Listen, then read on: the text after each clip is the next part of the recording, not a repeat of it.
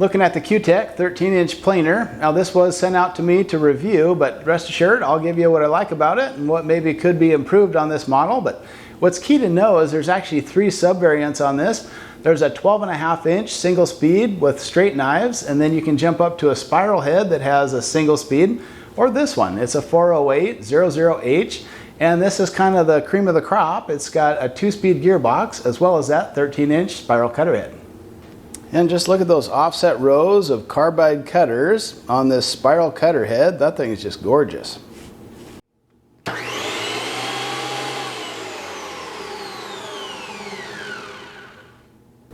if you're used to this style of planer, you'll notice that there's no cutter head lock on this one. It's designed with 4 screw posts, so it stays put automatically to minimize snipe. So that's kind of nice, so you don't have to press that lever after each adjustment.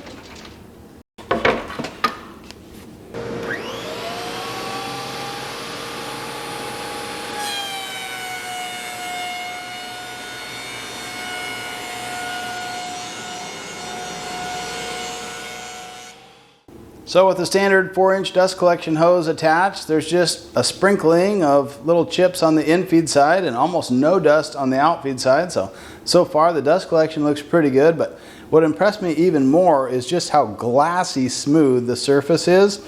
Just a little bit yet that we haven't hit from the rough sawing marks, but everything that's been planed looks really good.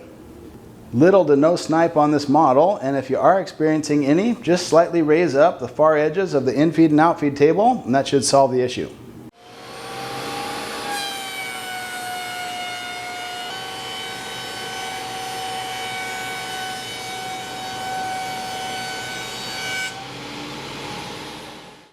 After 5 passes, I'll sweep up everything on the floor, everything on the infeed and outfeed table, just to show you how good the dust collection is. And look at that, the outfeed table was just about spotless, but all in all, that's the total amount of dust that didn't make it into the collector. So this one does have excellent dust collection. Now that's with a 4-inch hose and a 1.5 horse cyclone, but I know this planer also comes with an adapter, so if you'd rather use a shop vac, you can do that as well. If that's the case, just add the adapter and then 2.25-inch shop vac fittings. There'll be a nice friction fit there. Otherwise, you can use a 2.5-inch flex hose fitting on the outside diameter here. So if the model you're looking at has this lever, that's the 2-speed gearbox. Up for faster feed, which is 26 feet per minute, or in the down position, you'll get 16 feet per minute. Of course, you only want to adjust that when the machine is running.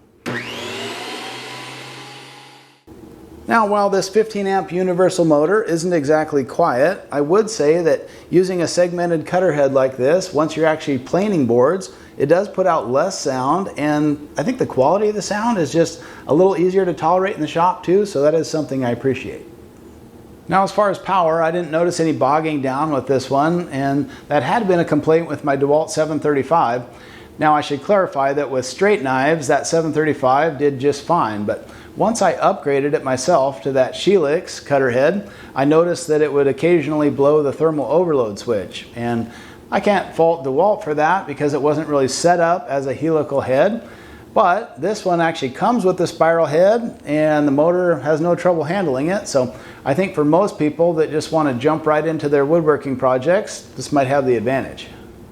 I do like that it comes with the support tables, and the infeed one will fold up nicely out of the way. Unfortunately, like most planers, you'd almost have to remove the dust chute to get that outfeed one to fold up, but that's something I've come to expect with these portable models. Now, if space is really limited in your shop, you can run it all the way up to the max height, which will accommodate a 6-inch board in this case.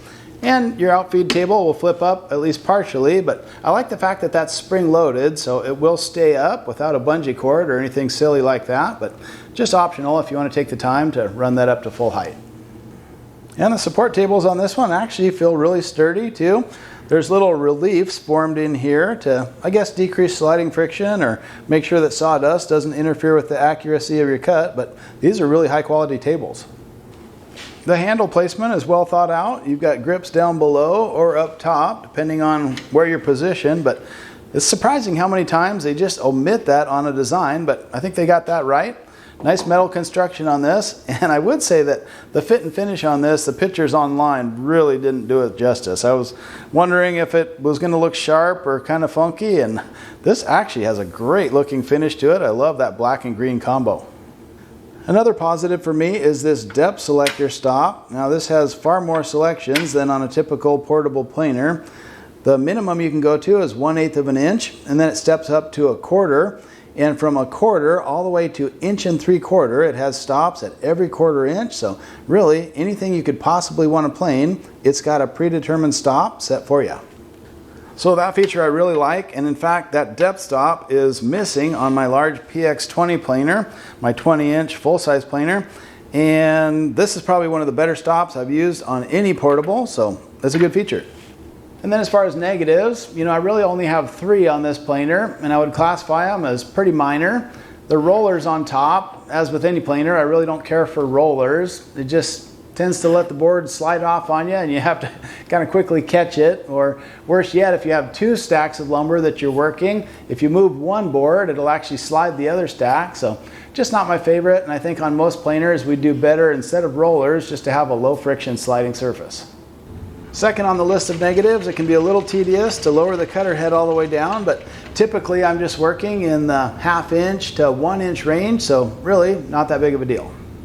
And finally, there is a material removal gauge, which I like, but it's got a single contact point just in the middle, so it might be a little better if it was spread out across the full width, but I can deal with that. As long as you know that that's where the board has to be to register, you should be good. Now that 15 amp motor is nothing you're going to run without hearing protection, but when it's actually under load, this thing does cut quite a bit quieter than my DeWalt 735 when I had straight knives on it, so that is one advantage of having that spiral cutter head. And as far as cut quality, there's usually 2 things I look at. Surface quality, which looks just glass smooth actually, and then snipe, and I don't see or feel a trace, so really pretty happy with first performance tests on this planer. Now if you are getting any snipe, I'll show you what I always recommend on these benchtop planers to help with that, but it is remarkable how much dust is captured by the dust collector. Just hardly anything left, and it's only on the infeed side. What you want to do is use a good quality straight edge and just check the position of your support tables. Ideally, there'll be no gap at the far extent, but a slight gap on the bed of the planer is okay.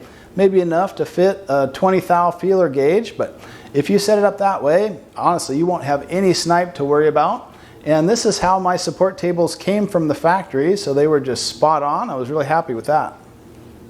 So comparing this to other premium benchtop planers that I've had in the shop, like the Laguna PX12 or the DeWalt 735 that I upgraded myself to that Helix cutter head, this one actually shines by comparison. It's got that metal construction, so it does feel a bit sturdier than some of the other planers I've had in the shop. And as far as the cut quality on that spiral cutter head, it looks really good in white oak. So I'm getting more and more confident with this Cutech brand, and I'll drop links in the description if you want to check it out yourself, maybe do a little research. But hey, hit the thumbs up button if you like today's topic, and consider subscribing to The Thoughtful Woodworker. I'd love to have you on board.